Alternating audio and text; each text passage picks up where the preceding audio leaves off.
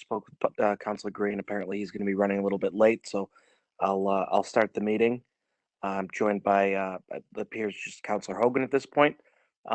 First item looks like it's installments from Spectrum. Is there someone that can speak to that item?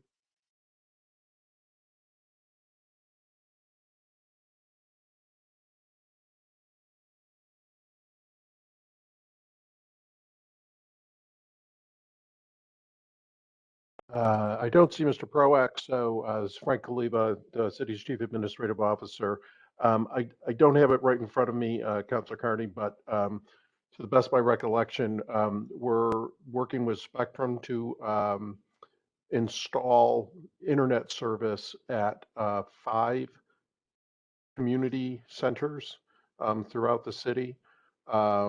These will serve both the needs of the community centers themselves and their clients, and also be available with some in some geography for folks within in close proximity within the neighborhood. These are 5 community centers that do not currently have internet service.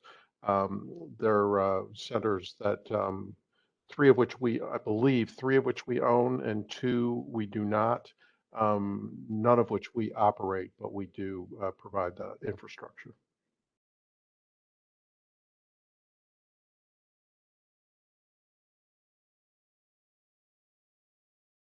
So I'm sorry. Then what's the cost to the city going to be for this?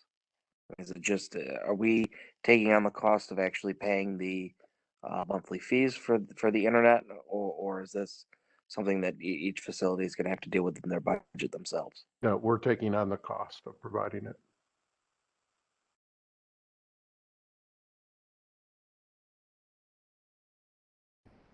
I'm not sure. Are there any further questions for my colleagues? Thank you, Councilor Carney. But Frank, at some point, are we going to look at that, relook at that franchise agreement we have with Spectrum? We are. We've looked at it internally, Councilor Hogan. My understanding, and I will admit that I have not attempted to get too far in depth. My understanding is that Spectrum and its predecessors have been very difficult to engage over that franchise agreement. But we certainly recognize the need to do it and not be operating with a agreement that was negotiated and signed a couple decades ago, something like that. Right. I think we made a, I don't know, maybe Councilor or Nader can weigh in here. We made a attempt, I think, the last time I was on the council to try to ferret out some sort of agreement and context to it. But I just think I think it should be reviewed and we should look into it because I think some of our neighborhoods are ill-served with it. So we agree. Just food for thought. No, it's we should make it a priority. Agreed. Councilors, the franchise agreement, I believe, is that we're operating under was the original franchise agreement. There's been some amendments to it, but it dates back into the 80s with Adelpha. And then it's wasn't it Rogers Time Warner, Comcast, Charter, now Spectrum. Joe Barry could probably, it goes back to Tom Conrank, and Joe Barry probably can give some light on it. But it's, as Frank just said, it's long overdue.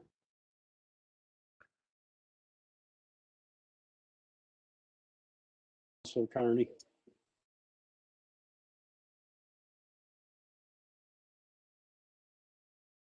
Okay, I'll make a motion to put that on the agenda. Can I get a second? I'll second. All right, all in favor? Aye. Aye. Aye.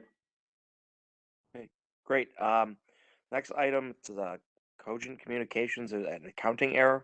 Someone that can speak to that item, what that is? I think that's probably me again. So in a previous fiscal year 20, Cogent is one of our backup networks providers. A credit was erroneously made to our account in our fiscal year 20. And so we were never properly invoiced for $1,800 in fees. Cogent discovered this subsequently. Our fiscal year had already passed, so we couldn't just pay the invoice. We'd already closed by the time they detected the error. We did confirm the error, and so we need to have council authorization to pay the bill in fiscal year 21. And yeah, the argument finders keepers didn't work with them. You know, the fact We, that they we absolutely argued that it did not, it did not work. makes sense. Okay. Any other questions on that item for my colleagues? I have none. No, sounds good.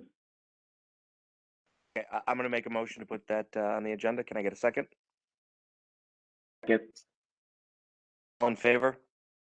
Aye. Aye. Okay. Next item up on the agenda is appears a license agreement with Verizon. This Someone is, that- yep, again, the straw goes to me. This is to work to allow the city to access Verizon's underground conduits, and also one to their pole system. And this is to upgrade some aspects of our fiber. I think we've had a couple breaks recently and realized that we need to upgrade it. We try to do this when Verizon already has the conduit open, which lessens our costs. We're not always able to do that and need to open the conduit, but we've identified a number of areas where we need to either replace existing fiber or upgrade the fiber to because of our need for greater capacity. So I don't know if you can answer this, and this is a little bit, you know, more of just a question of how we're going about this. Where is it exactly in the city? Because I know it's not throughout the city that we have the fiber optics with Verizon, but where is it exactly that we have? Because I know there's a couple spaces. I think maybe around City Hall, there are portions, the edges of where the city meets town lines that we have it. Do we know exactly each spot and where it is I don't know. available? Your knowledge is about the same as mine, Councilor Carney. It is primarily around City Hall. I know we have a fiber cable that runs to the State Tower building, but the geography does not extend much beyond City Hall, but I can't speak to the absolute specifics. Certainly can get that map for you if you'd like. Yeah, if we do have that or have access to it, I'd be curious to see it because, Sure. you know, to Councilor Hogan's point, you know, that seems like that's an option that, you know, I hear the most from constituents that, you know, they'd like to have fiber optics, you know, and Verizon available in the city, but I'm just curious to know where it currently is because I know it's very strange. I know there are small pockets where, you know, maybe town of DeWitt and the east side it may overlap a little bit, and portions of East Syracuse and Eastwood, but other than that, I'm not really sure where else it actually, you know, is available in the city. Yep. So there's two things at play here. One is where is Verizon's own service available, and then the other is, so really we're sharing conduit but not cable. So we're using, in this case, what we're asking for is for them to allow us access to their conduit so we can pull or upgrade the city's own cable.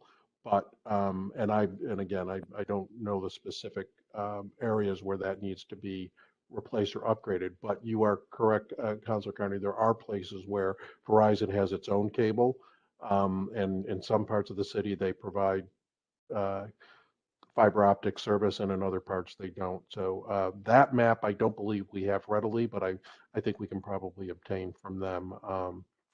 So we'll look for that as well.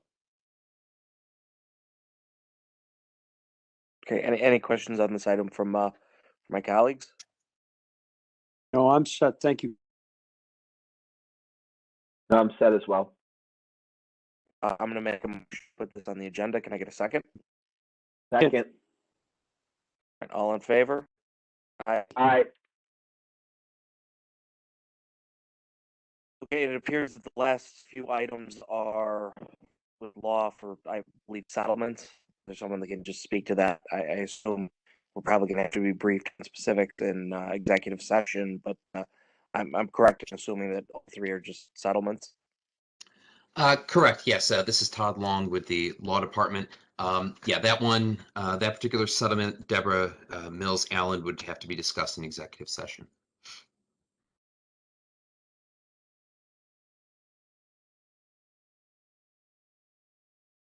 Councilor Carney, there was an email for request for executive session on those from Kristen Smith, so that'll be coming out through the WebEx.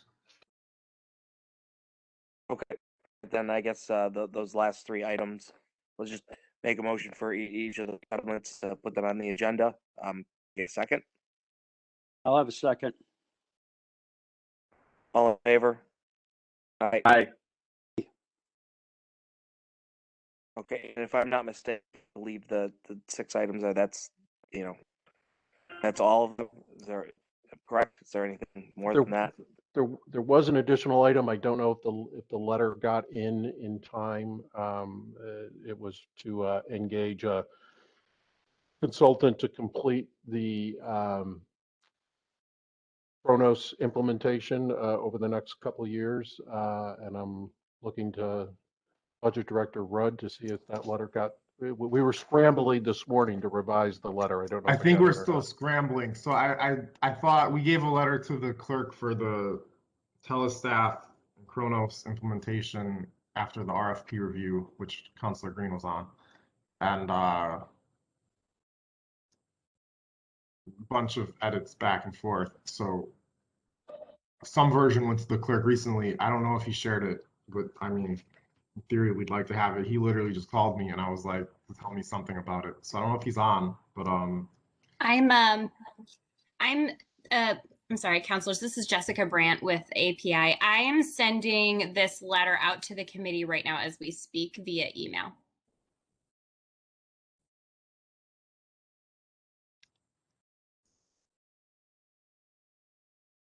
We apologize. This one has been rather.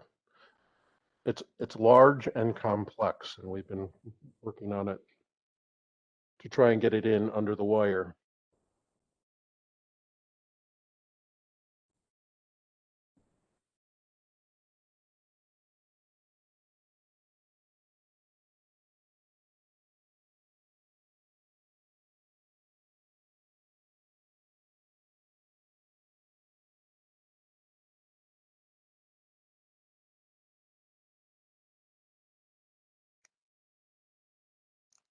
I just received it. I hope other members of the committee received it as well.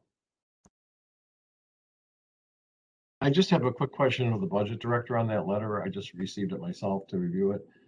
If Director Rudd, if this is a reimbursement, don't we have to cautiously issue a no, I bond? spoke to Brad, our CFO, and he agreed that we can just manage, or he said we can just manage our cash flow and we won't need bonding for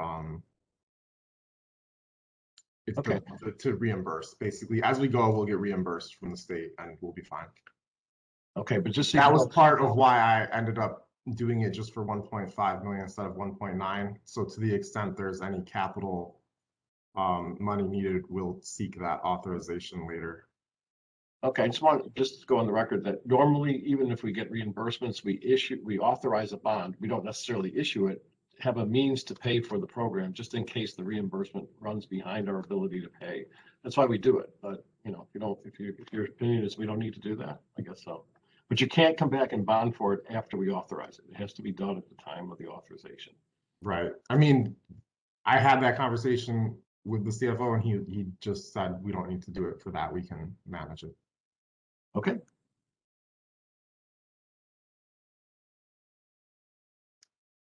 Uh, Happy to speak to this if the committee would like me to. Yeah, I apologize. I was just trying to look through and read it, but yeah, if you can That's walk us through it a little bit, that'd be great. Thank you. certainly. So as you'll recall, we were the council authorized us to accept $2 million from New York State through the FRB to implement and modernize our payroll system. There's 4 phases to that. The first is Telestaff. Telestaff is a scheduling software designed primarily for complex scheduling environments. In our case, public safety. It's used in other arenas as well, but public safety is one of the primary things that Telestaff is used for. So since the what we call Kronos, the umbrella project, that project began, we've been focused on implementing Telestaff in the police department and then recently the fire department as well. The next phase after Telestaff is what's called Workforce Central. That is the first module that really integrates with PeopleSoft, our core accounting and our ERP system, the city's core system, period. Workforce Central will be the time and attendance and to a large extent the payroll system for the entire city. So Telestaff for public safety will feed into Workforce Central. All other departments other than public safety will use Workforce Central directly. The third implementation is the retirement of the AS400 payroll system and a full integration into the PeopleSoft payroll module. And then the fourth implementation will be completely turning on PeopleSoft's human capital management, which is a full-fledged human resources information system. So it includes not only the payroll aspects, but it includes our ability to manage benefits and all other aspects of human resources. So obviously a large and complex project overall. $2 million was provided to us under the FRB.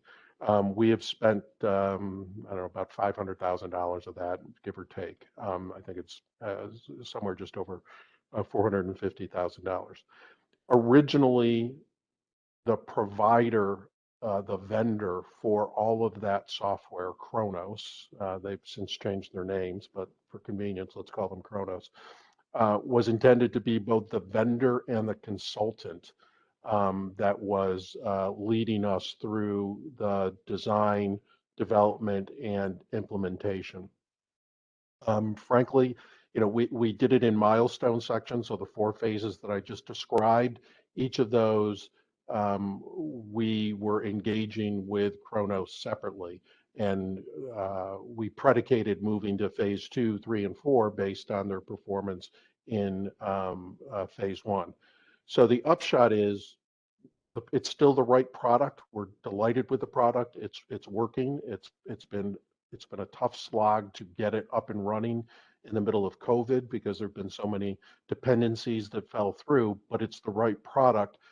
Kronos was the wrong consultant. I can't even begin to tell you the myriad of concerns that we've had with Kronos' ability to walk us through. So we fired them. And we have been working on Telestaff essentially ourselves, and told Kronos that we'd be looking outside. There is a huge, because PeopleSoft is such a mature product, there is a huge community of consultants who specialize in Kronos implementations. We did an RFP to find a new consultant. We had a very robust response to the RFP. We spent a considerable amount of time with the RFP committee. We went back and forth with 3 of the primary respondents to the RFP, and ultimately selected Cherry Road Technologies to be our consultant. This is a request to spend the remainder of the FRB dollars with Cherry Road Technologies as opposed to with Kronos as our consultant for the implementation. They will come in and help us finish up Telestaff. We've been, as I say, largely, we worked with Kronos and then we've been doing it ourselves. We think we're pretty close to being done.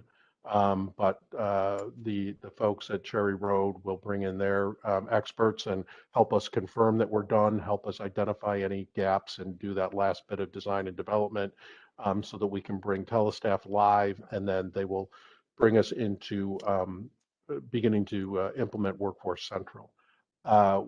We will change the way the consultant is paid with Kronos. It was essentially a flat fee. And what we're going to do instead is establish milestone payments. So in the contract that we negotiate with Cherry Road, there will be achievement of milestones. They will get paid as those milestones are achieved. And we will make a decision at each of those milestones whether or not to continue with Cherry Road. That's probably a lot more information than any of you wanted, but it's not an insignificant amount of money. So thought that you should have that context. Happy to answer any questions.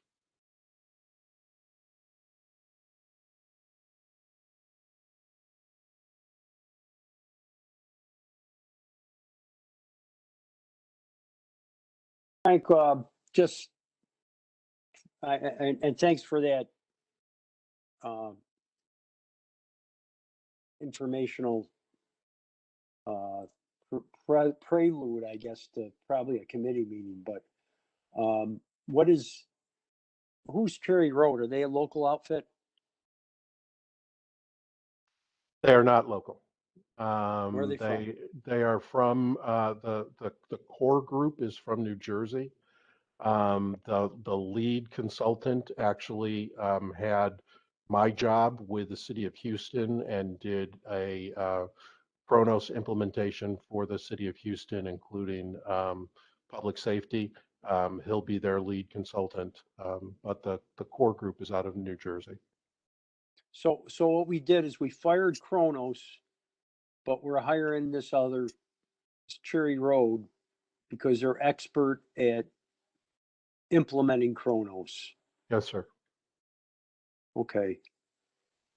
It's interesting. And we went through, like, we had 6, we offered this out for quotes, and we selected out of 6 people, we selected these folks. Yep, everyone from some folks in, I don't have it right in front of me, but some folks that are more, I wouldn't call them local, but are more local, up to and including the old Ernst Young, now E&Y. And it came down to Cherry Road and E&Y, both of which offered, very comprehensive and thoughtful solutions. But ultimately, the folks that are going to be working with them in our digital solutions group felt most comfortable with the approach that Cherry Road laid out. And whatever comes out of this, we will resolve the issue with the police department overtime. Well, you will overtime. We will be able to. We will have significant transparency into overtime, where it comes from, how it's allocated, and then and the ability to report on that, which we do not have present.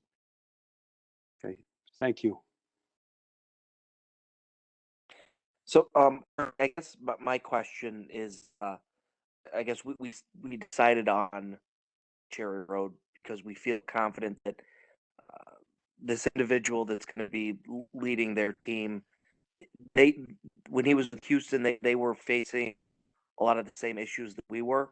Is that what I'm sort of gathering? Virtually identical. As we described our problems with the telestaff implementation, the gentleman from Houston was finishing my sentences.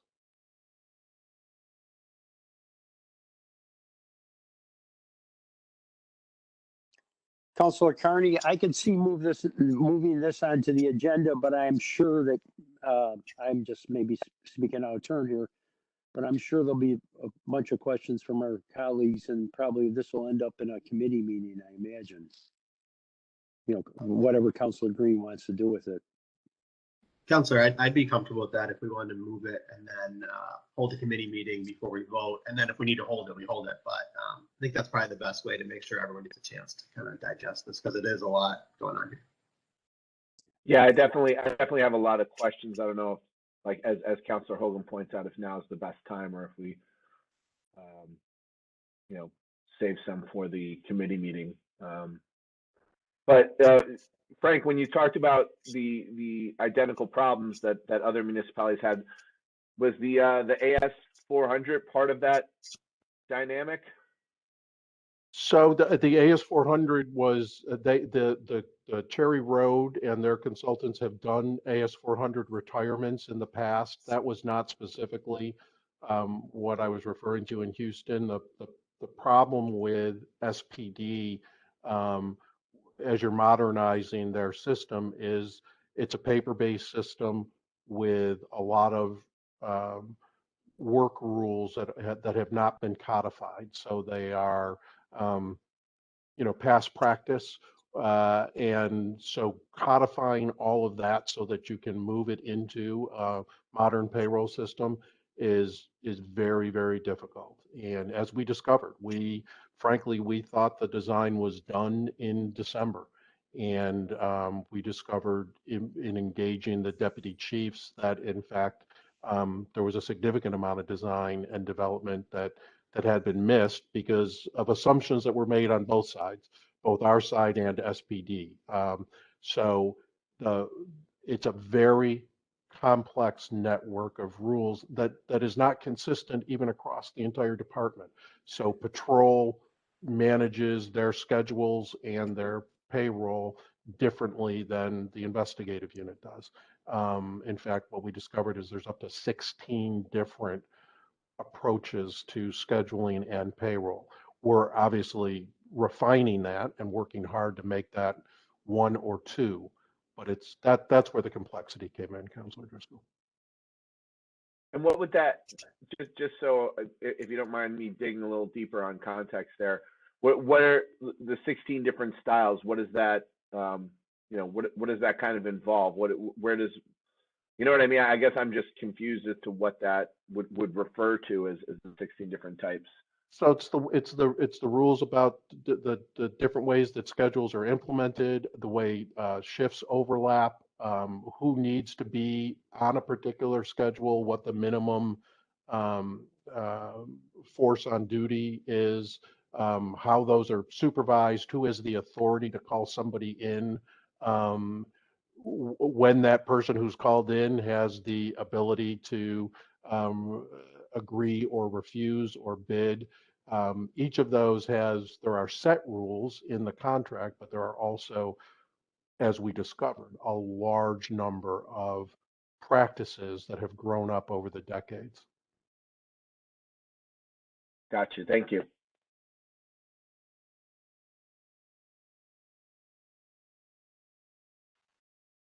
So we appreciate the ability to get this going. We know that, again, that we recognize that this is complex and that there will be a lot of questions. It's not only an important project, it's a significant amount of money. So appreciate being able to at least get the conversation started today.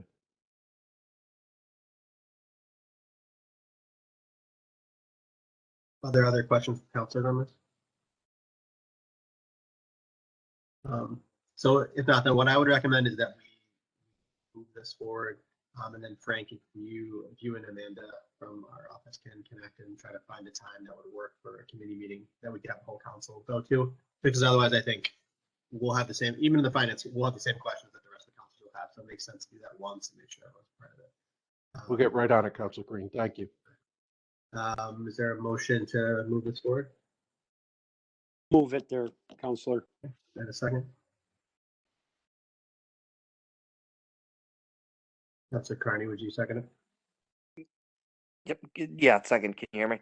Yep. All right. All in favor? Aye. And then I apologize, Councilor Carney, but so was this the last item or is there still more? No, that was the last item. Everything else Great. is. Well, thank you for stepping in there. So I appreciate it. My pleasure. All right, great. All right, well, if there's nothing else, then we'll close the meeting out and appreciate everyone's time. Thank you. Thank you, councilors.